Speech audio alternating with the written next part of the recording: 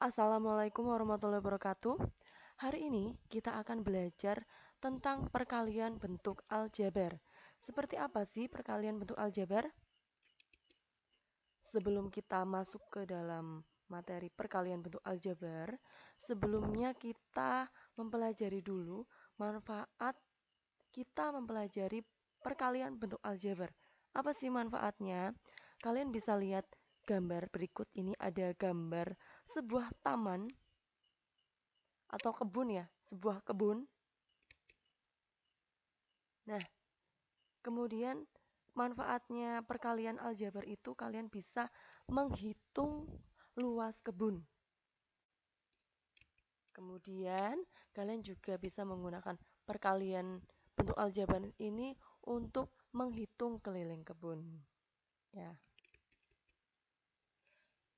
Sebelumnya kita ingat kembali materi yang dulu pernah kita pelajari, yaitu tentang sifat distributif terhadap penjumlahan dan pengurangan. Seperti apa sih itu?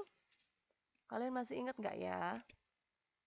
Nih, jika ada A dikali B ditambah C, itu sama dengan A dikali B ditambah A dikali C.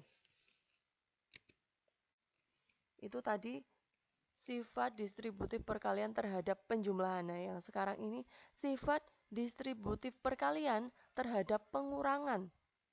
Misalkan ada A dikali B dikurangi C itu sama dengan A dikali B dikurangi A dikali C. Contohnya seperti ini ya. Jika ada 2 dikali negatif 3 ditambah 4. Kalian kan bisa mengerjakan seperti ini ya. 2 dikali, nah yang ada di dalam kurung itu kan negatif 3 ditambah 4 itu kan hasilnya 1 ya. Berarti mengerjakannya 2 dikali 1 sama dengan berapa? Ya, sama dengan 2. Kemudian jika kita mengerjakannya menggunakan sifat distributif, caranya bagaimana? Apakah hasilnya sama-sama 2? Nih ya, contohnya 2 dikali negatif 3 ditambah 4. Kita pakai sifat distributif. Caranya bagaimana? Tuh, 2 dikali negatif 3 ditambah 2 dikali 4. Seperti ini. Kemudian kita cari hasilnya. 2 dikali negatif 3 itu negatif 6 ditambah 2 kali 4 itu berapa? 8. Jadinya seperti ini. Sama dengan negatif 6 ditambah 8. Berapakah negatif 6 ditambah 8? Ya, hasilnya adalah 2. Nah, seperti itu sifat distributif terhadap ini ya. Sifat distributif perkalian terhadap penjumlahan dan pengurangan. Itu contohnya seperti itu ya. Nah, sekarang kita lanjut dulu ke permasalahan ini. Ada sebuah masalah, masalahnya itu seperti ini ya. Pak Idris mempunyai kebun apel berbentuk persegi dan Pak Thohir mempunyai kebun jeruk berbentuk persegi panjang. Ukuran panjang kebun jeruk Pak Thohir adalah 10 meter. Sedangkan lebarnya 5 meter lebih panjang dari panjang sisi kebun apel Pak Idris. Jika panjang sisi kebun Pak Idris adalah A meter, maka tentukan yang A ya, luas kebun Pak Idris. B, luas kebun Pak Thohir. Nah, langsung saja kita ke penyelesaiannya ya. Bagaimana sih menyelesaikan masalah tadi? Pertama kita tulis dulu ya yang diketahui itu apa aja. Pertama, luas kebun Pak Idris itu berapa tadi? Kalian bisa menggambarkannya. Luas kebun Pak Idris itu kan tadi bentuknya persegi ya. Dengan sisi-sisinya itu panjangnya adalah A meter gitu. A itu mewakili sebuah bilangan, nggak tahu berapa gitu ya. Nah, kalau digambar itu seperti ini. Kalau karena persegi, maka panjang sisi-sisinya itu sama. Kemudian, kebun Pak Thohir bisa digambar seperti ini ya. Bentuknya itu persegi panjang. Nah, panjangnya itu adalah 10 meter. Lebarnya itu adalah 5 meter lebih panjang dari panjang sisi kebun apel Pak Idris. Itu kalau diganti pakai kalimat matematika gimana ya? Jadinya seperti ini. A ditambah 5 meter seperti ini ya. Kemudian yang ditanyakan adalah luas kebun Pak Idris dan luas kebun Pak Thohir itu berapa? Masing-masing luasnya berapa? Kita bisa menjawab ya. Seperti ini. Luas kebun Pak Idris. Kita lihat kebun Pak Idris itu bentuknya persegi. Berarti sama saja kita mencari luas persegi. Luas persegi itu apa? Sisi dikali sisi. Sisinya berapa? A meter. Berarti berapa jadinya? A dikali A. Begitu. Nah, A dikali A itu berapa ya? Ada yang tahu A dikali A berapa? Nah, nanti kita cari tahu ya.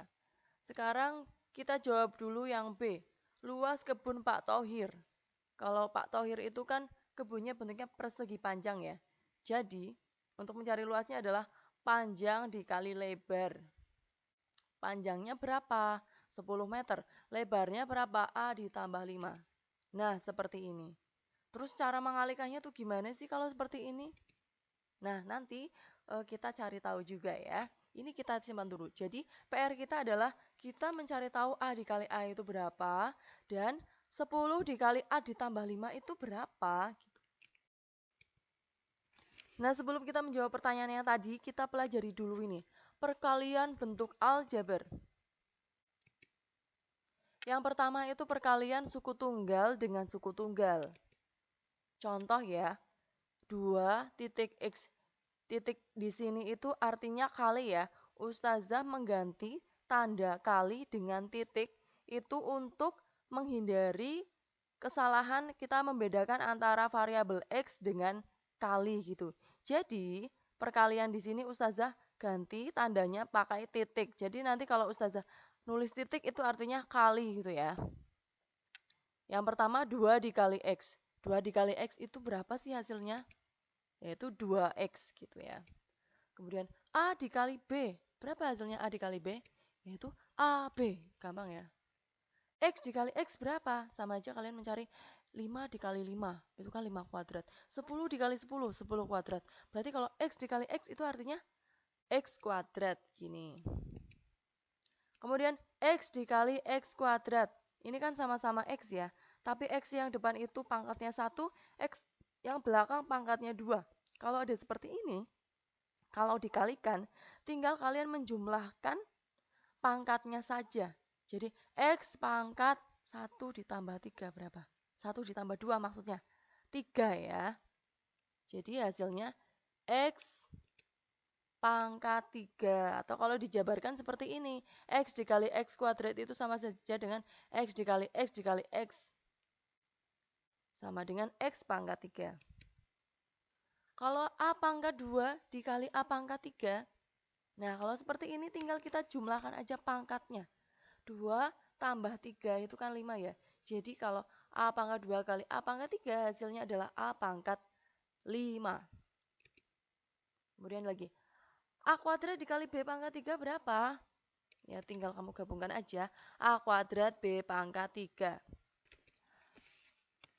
Sekarang perkalian dengan suku tidak tunggal. Yang pertama ya contohnya. 2 dikali 2Y dikurangi 5. 2 itu sukunya cuma 1, terus dikalikan dengan 2Y dikurangi 5.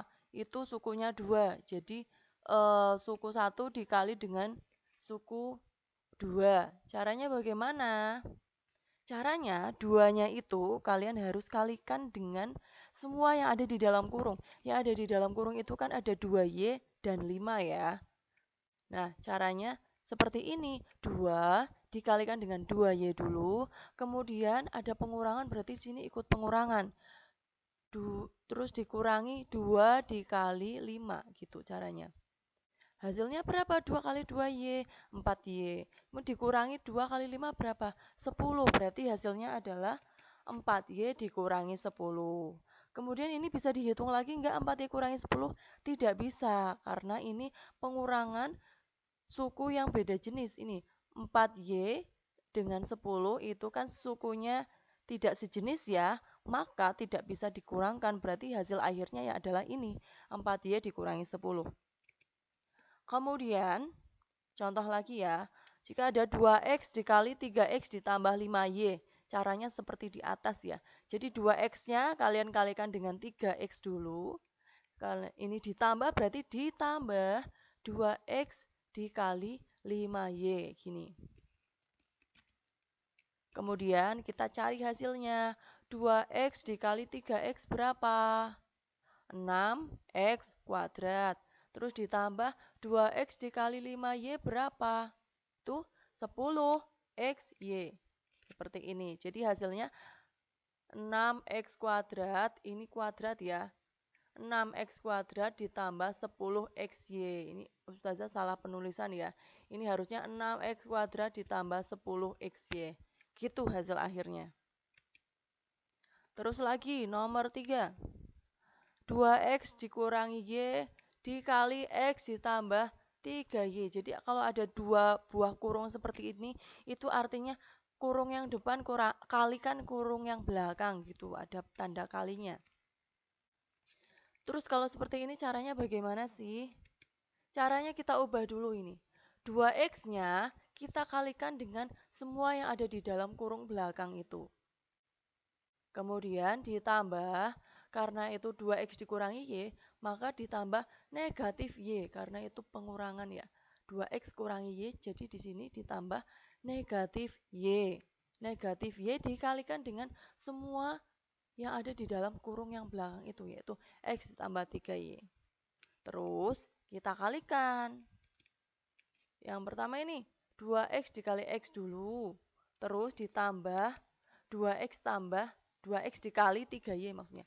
Jadi yang depan ini caranya 2X dikali X ditambah 2X dikali 3Y.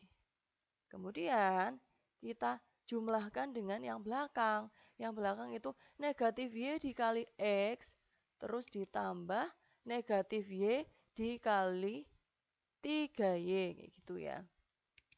Terus hasilnya berapa? 2X kuadrat ini ya. 2X dikali X hasilnya 2X kuadrat. Ditambah 2X dikali 3Y berapa? 6XY. Terus ditambah lagi. Negatif Y dikali X jadinya berapa? Negatif XY. Terus ditambah negatif Y dikali 3Y berapa? Yaitu negatif 3Y kuadrat. Nah, sekarang kita perhatikan di baris terakhir ini. Itu kan ada tanda penjumlahan ketemu dengan negatif ya. Kalau ada seperti itu, tandanya nanti berubah jadi pengurangan. Seperti ini jadinya. 2X kuadrat ditambah 6XY dikurangi, tadinya kan ditambah negatif XY ya. Ini jadinya dikurangi XY, kemudian dikurangi 3Y kuadrat. Begitu. Nah, dari sini kita lihat, ada nggak suku yang sejenis? Suku yang variabelnya sama? Ada, yaitu 6XY dan XY ya. Nah, ini berarti bisa kita kurangkan ini. 6XY dikurangi XY berapa ya? Sama saja 6 dikurangi 1 XY gitu. Jadinya seperti ini. Jadinya 2X kuadrat ditambah 5XY. Jadi tadi hasilnya 5XY ya. 6XY dikurangi XY itu hasilnya 5XY. Jadinya hasilnya ini 2X kuadrat ditambah 5XY dikurangi 3Y kuadrat. Begitu. Nah, inilah tentang perkalian ini ya, aljabar, baik yang suku tunggal dengan suku yang tidak tunggal. Nah, dari perkalian aljabar tadi berarti kita bisa mengerjakan ini, soal yang ini. Tadi PR-nya kita kan mencari A dikali A itu berapa sih? Terus 10 dikali A ditambah 5 itu berapa? Yang pertama dulu ya, yang A dulu. A dikali A itu berapa sih tadi? Ya, A kuadrat kayak gini.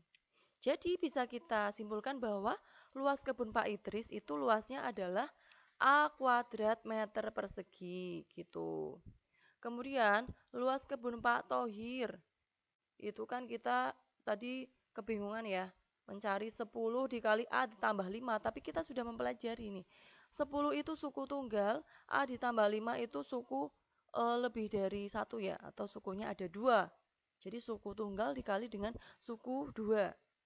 Gimana caranya? Yaitu 10 dikali A dulu, terus ditambah 10 dikali 5. 10 dikali A berapa? 10A. Kayak gini ya. Terus 10 dikali 5 berapa? 50. Jadi hasilnya adalah 10A ditambah 50. Jadi bisa kita simpulkan bahwa luas kebun Pak Thohir itu adalah 10A ditambah 50 meter persegi. Nah, begitu. Itu saja ya materi perkalian aljabar dari Ustazah. Jika ada pertanyaan atau kalian masih bingung, silakan kalian japri Ustazah atau kalian bisa tanyakan ketika nanti kalian berangkat ke sekolah. Oke, terima kasih. Wassalamualaikum warahmatullahi wabarakatuh.